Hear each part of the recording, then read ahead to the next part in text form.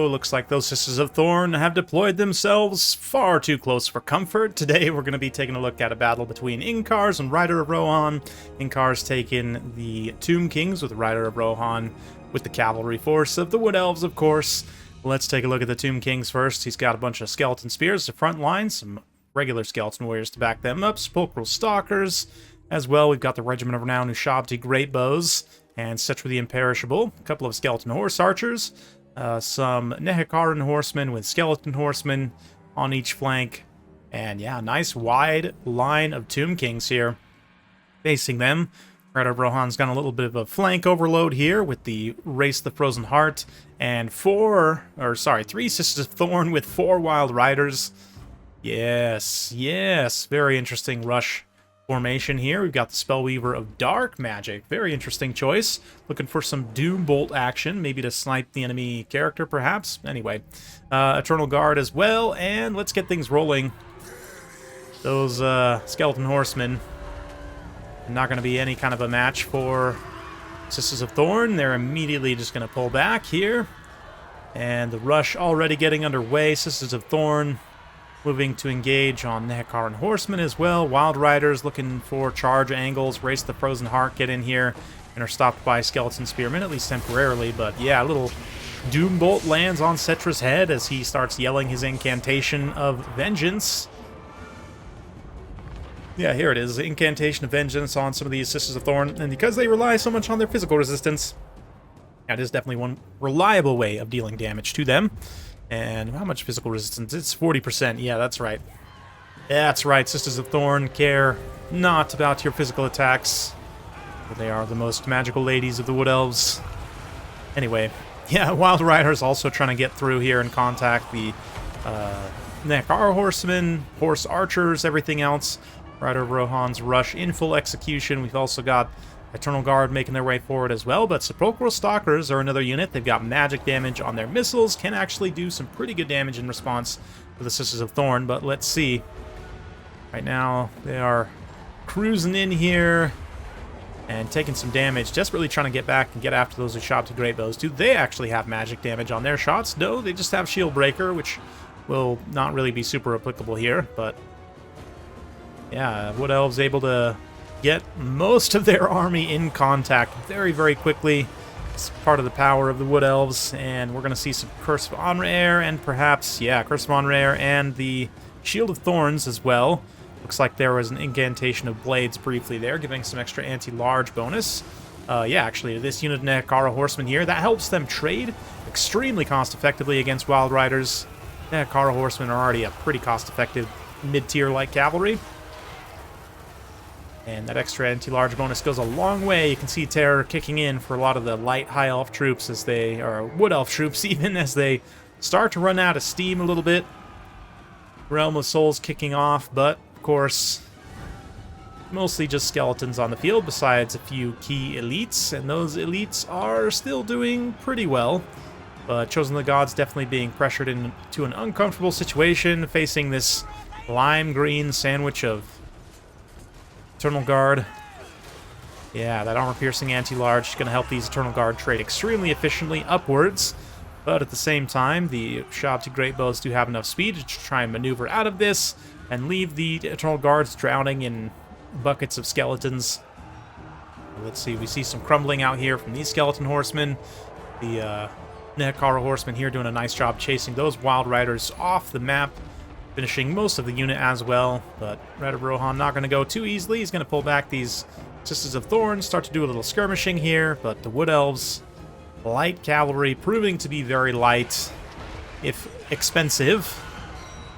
Yeah, Sepulchral Stalkers getting some really nice contacts. They're such a nice unit to have in a situation like this, as long as they're not getting sniped at long range by Way Watchers. Very solid unit in this matchup. Rider Rohan here electing not to take any range besides just Sisters of Thorn, already very much on the back foot, but let's see what he's got here. Another Doom Bolt. Gonna try and drop that on Setra. And I don't know, maybe he was expecting Arcane the Black for Lord for Tomb Kings. But Setra is going to be taking significant damage from that, but the War Sphinx allows him enough HP that he can kind of just eat it And as long as his army is winning fast enough, it shouldn't be too much of an issue.